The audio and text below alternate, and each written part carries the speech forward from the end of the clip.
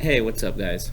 I'm Mr. Cortez, and I currently coach the Owlbots at School for the Talented and Gifted in Pleasant Grove, and I'm here to help you guys make your robot twice as fast. So, currently, the drivetrain on this robot holds a 1-to-1 gear ratio. Therefore, your output gears or your driven gear is as fast as your driving gear. So, with a 1-to-1 gear ratio, you guys are going to notice that all three of these gears are the same size. Well, alternating them can actually make your robot go twice as fast by making these small changes. And you can find most of these the tools for these changes in your super kit. So the first thing we're going to do is take all these out. And just a fair warning, I also went ahead and switched out the shafts because these little ones are just not long enough. So you guys can actually look in your super kit and find the much longer shafts that are going to be required for this. But for time purposes, I went ahead and switched them out earlier. Secondly, another big change we're going to do is get rid of these rubber wheels and use these Omni wheels. These are not included in your super kit, but they're easy to find. Just call Carlos and I'm sure he'll help you out. Well, the reason why you want to switch these is because if your robot's making a turn, when it's turning, that rubber gets really big grip of the floor and it's hard to turn, versus these that can easily make that smooth turn. If you can figure out how to put a strafe wheel, you can even go side to side with these, so they go in all directions. Now, to prep your Omni wheels, you're also going to want to find these. These are motion 2x2 connectors, and they're motion because they have that little square in the middle. And what that's going to do is it's going to rotate with your wheel, but also help keep that shaft stable, sturdy, and in place.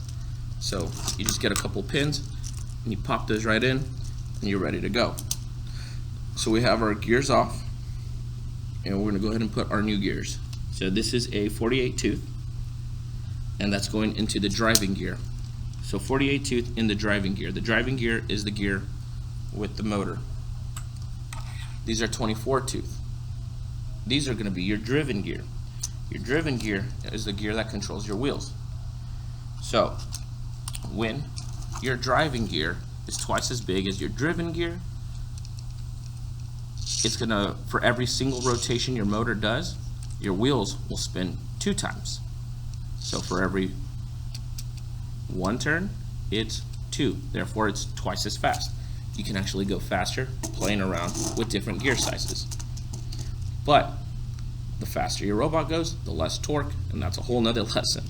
I'm just trying to help you guys out, at least get twice as fast. After you have your gears in, you're going to put a shaft collar to hold your driving gear in place right in the middle. Then you're going to get these tiny spacers, and you're going to pop those in there, and that's just so that your wheels do not rub or grind on the gears themselves. Gives it a small space.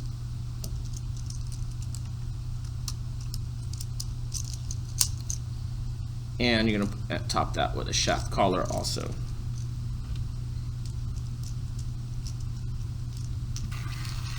And so now your robot, whenever it makes turns, will smoothly, and like I said, with these wheels you can even go side to side, so it'll be a lot smoother and twice as fast with that small change.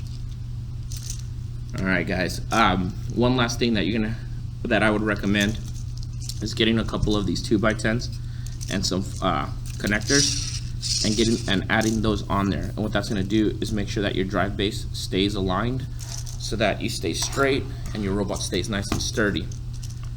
Do I think this robot is the best? No, and that's why your kids need to figure out how to make those modifications.